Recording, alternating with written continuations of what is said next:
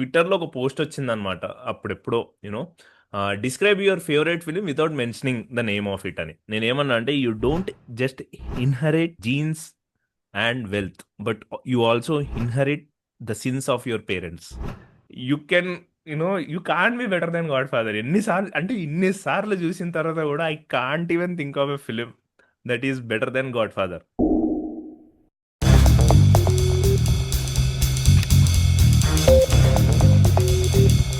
నేను ఫస్ట్లో చూసిన సినిమా అన్నమాట గాడ్ ఫాదర్. నాకు గాడ్ ఫాదర్ ఎందుకు కనెక్ట్ అయింది అంటే, మనకు అప్పటిదాకా గ్యాంగ్స్టర్ సినిమాలు, వైలెన్స్ సినిమాలు అంటే you don't get to see the tragedy of it. Yeah. కానీ నాకు కొప్పోలా డీల్ చేసిన విధానం చూస్తే నాకు ఇప్పటికీ ఆ ఎండింగ్ చాలా బాగా నచ్చింది. నేను ఆ ఎండింగ్ కోసం బుక్ కూడా చదివాను. కే మొహమ్మద్ ఇలా తలుపు మూసేస్తాడు యా. ఫైనల్. ఇప్పుడు ఇంకెవ్వడి దగ్గర ఇంకా ఏ గ్యాంగ్స్టర్ సినిమాలో అలా చేయడు. Okay, the closest film is Ram Gopal Varma's గాయం. యా. నాకు అదే అన్నమాట చాలా ఇంట్రెస్టింగ్ అనిపిస్తుంది. ఇప్పుడు చాలా మంది ఈ లైటింగ్ ఇవన్నీ మాట్లాడతారు, తప్పు కాదు. కాకపోతే నాకు ముఖ్యంగా నచ్చింది ఏంటంటే హౌ పీపుల్ చేంజ్. యా. ఏంటంటే నువ్వు వద్దు అనుకున్న దాంట్లోకి నువ్వు ఎలా వెళ్ళిపోతావు. యా. And okay. అన్నిటికంటే ముఖ్యంగా యూనో నేను ఒక ట్విట్టర్లో ఒక పోస్ట్ వచ్చిందనమాట అప్పుడెప్పుడో you know describe your favourite film without mentioning the name of it అని. నేనేమన్నా అంటే you don't just inherit genes and wealth, but you also inherit the sins of your parents.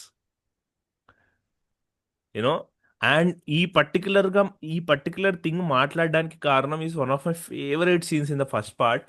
ఎప్పుడైతే యూనో డాన్ కార్లియోని, సారీ వీటో కార్లియోని మైకల్ని పెట్టుకుని కూర్చొని మాట్లాడతాడు కదా, you know ఆ scene ఉంటది అస్సలు వేరే రేంజ్ అది. అంటే చాలా మంది గాడ్ ఫాదర్ ఫస్ట్ 20 మినిట్స్కే కట్టేస్తారు, యా. స్లోగా అనిపించి. కాకపోతే నాకు ఓపెనింగ్ చాలా ఇష్టం సినిమాది. First definitely. ఫస్ట్ 20 మినిట్స్ అంటే నీకు ఎఫెక్ట్ వస్తుంది అనమాట. దాన్ని I can't describe in words. ఎలా ఎగ్జాక్ట్లీ. చెప్పాలి? ఒకవైపు సీరియస్గా బిజినెస్ జరుగుతూ ఉంటుంది, ఇంకోవైపు నీకు వెడ్డింగ్ చూపిస్తూ వెడ్డింగ్ ఉంటారు. జరుగుతూ ఉంటది. ఓకే.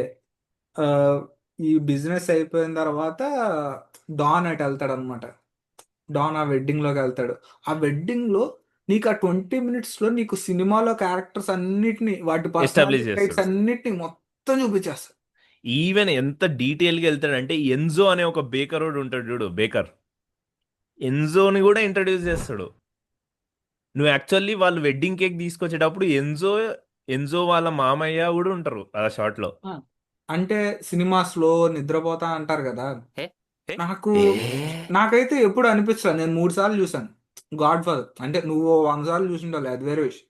అక్కడ నేను మూడు లెటర్ సార్లు బాక్స్ లోనే లాగ్డ్ 9 టైమ్స్ 10 టైమ్స్ ఆహా, ఉంది. కాదు, నేను 3 టైమ్స్ చూసా. 3 టైమ్స్ నాకు తెలిసి 5 ఇయర్స్ గ్యాప్తో చూసుంటా సినిమా. ఆ, ఓకే. నాకు ఎప్పుడు స్లో అనిపించలే. అంటే నేను హాలీవుడ్ సినిమాలు స్టార్ట్ చేసినప్పుడు అనిపించలా. నాకు ఇప్పటికి కూడా అనిపించదు సినిమా స్లో అని. యూనో అంటే నేను ఆ సినిమాకి నా టైము ఇన్వెస్ట్ చేయవసరంలా. నేను ఫస్ట్ సీన్ చూస్తుంటే నన్ను లాగేస్తాడు కొప్పుల. ఉమ్, ఏంటి, నేను చాలా సినిమాలకి, అంటే చాలా క్లాసిక్ అనుకున్న సినిమాలకి నేను ఇన్వెస్ట్ చేయాల్సి వచ్చింది టైం. అంటే అరే, ఆ, ఆడంత బాగా తీస్తున్నప్పుడు మనం కూడా దృష్టి పెట్టుకుని చూడాలి అనుకుని ఒక 10 నిమిషాలు ఇన్వెస్ట్ అవ్వడానికి ట్రై చేయాలి కొన్ని సినిమాలు. నాకు గాడ్ ఫాదర్ ఎప్పుడు అట్లా అనిపించలే. ఎగ్జాక్ట్లీ. కూర్చుంటే ఐఎమ్ లాక్డ్ ఇన్ 3 అవర్స్. అస్సలు వెరీ గుడ్. వెళ్ళిపోతా ఉంటది సినిమా ఇట్లా. నాకు ఇందాకే చెప్పినా కదా, నువ్వు పేరెంట్స్ తోటి జీన్స్ అండ్ వెళ్తే కాదు, వాళ్ళు చేసిన పాపాలు కూడా ఇన్హెరిట్ చేసుకుంటావు అని. The film talks about so many things. ఇప్పుడు opening scene particularly of course family versus profession, ఇదొక థీమ్ రన్ అవుతా ఉంటుంది. రెండోది Italian way versus American way, ఇదొక థీమ్. సీన్స్ ఎంత టైట్ ఉంటాయంటే అసలు స్క్రీన్ ప్లే ఎట్లా రాయాలనేది again it goes back to Godfather. And నేను ఇది ఇది చెప్తా. నాకు అన్ని సినిమాలు సరే, ఇవన్నీ స్టోరీ టెల్లింగ్ ఇది ఉన్న టెక్నికల్ గా గాడ్ ఫాదర్, అగైన్ నేను ఈ పోస్ట్ లో కూడా రాసిన, it remains us to go back to fundamentals. నువ్వు గాడ్ ఫాదర్ చూస్తే మోస్ట్ ఆఫ్ ద టైమ్స్, అంటే ఇది గార్డన్ విల్లిస్ సినిమాటోగ్రఫర్, సో ఆయన లైక్ తను డిస్క్రైబ్ చేసేటప్పుడు కూడా ఏం చెప్తాడంటే, నువ్వు యాక్చువల్లీ గాడ్ ఫాదర్ లో చూస్తే most of the time either camera is still, character is still, or camera is more or less tracking the character, either by same position లో ఉండి ప్యాన్ టిల్ట్ చేస్తుండ, లేదంటే కెమెరా అలా క్యారెక్టర్ కదులుతుంటే camera కదులుతుంటది. Only only there are handful moments where the character is still but the camera moves, just to suggest the emotional state, or or upcoming, you know tragedy or anything, అట్లాంటిది ఏదన్నా hit చేయాలి, ఏదన్నా ఒక particular పాయింట్ని బాగా emphasize చేయాలన్నప్పుడే the camera కదులుతుంది.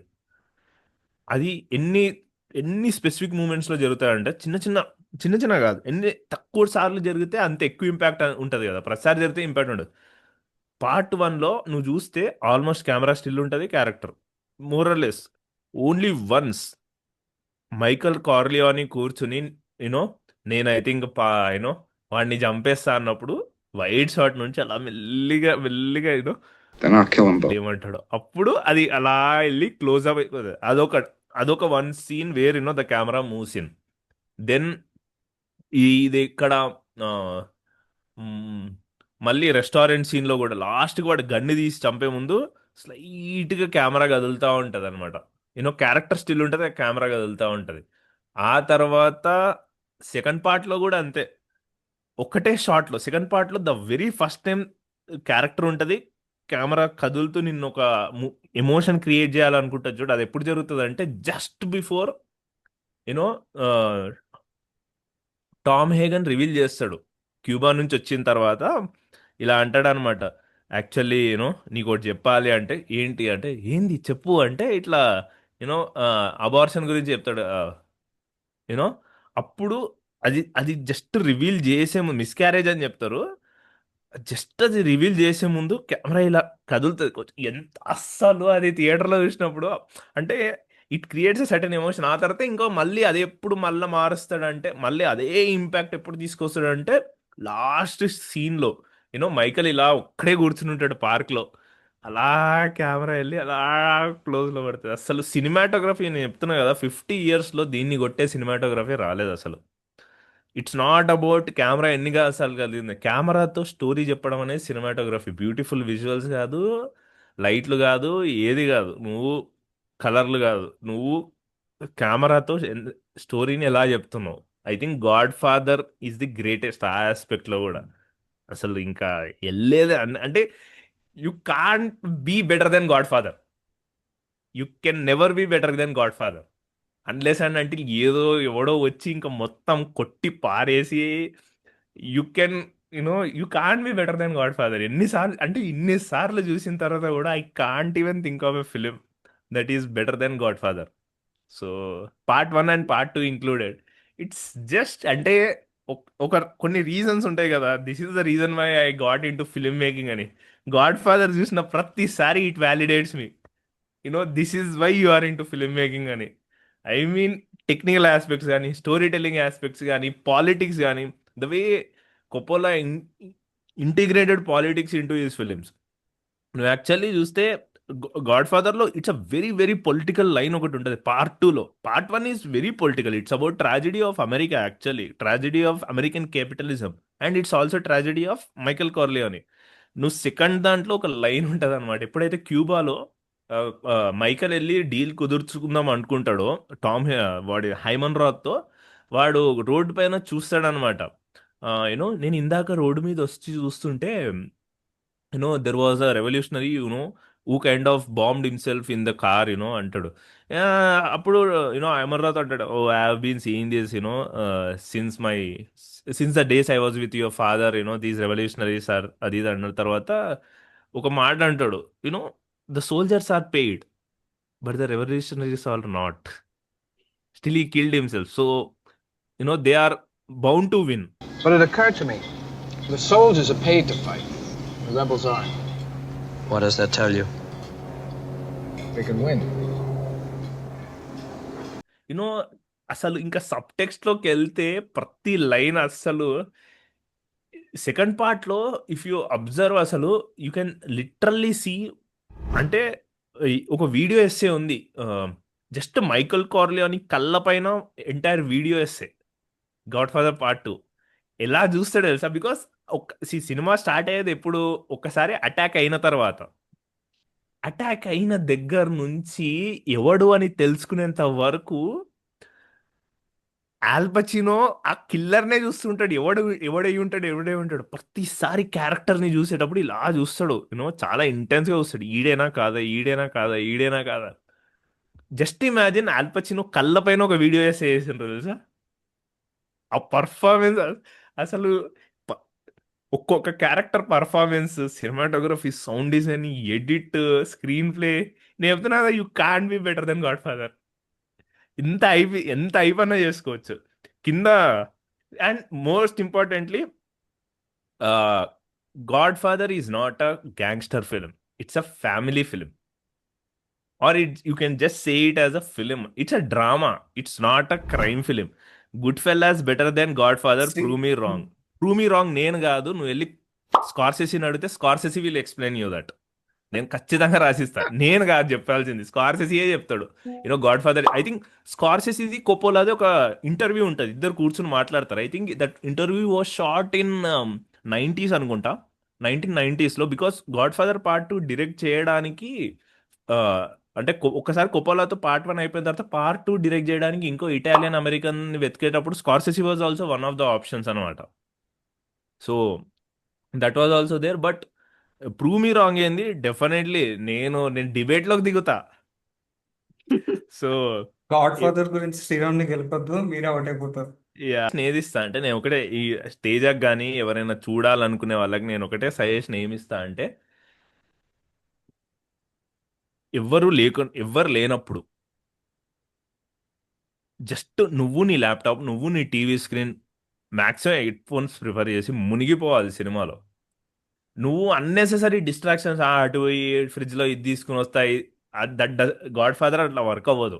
God father is proper 3 piece film కూడా అది. At the same time I think Baradwaj Rangan అంటాడు, there is art cinema, then there is mainstream commercial cinema, there is a sweet spot in between, that's where Godfather exists అని. It has everything that an art house film tries to do. It has everything what a commercial mainstream film aims to do.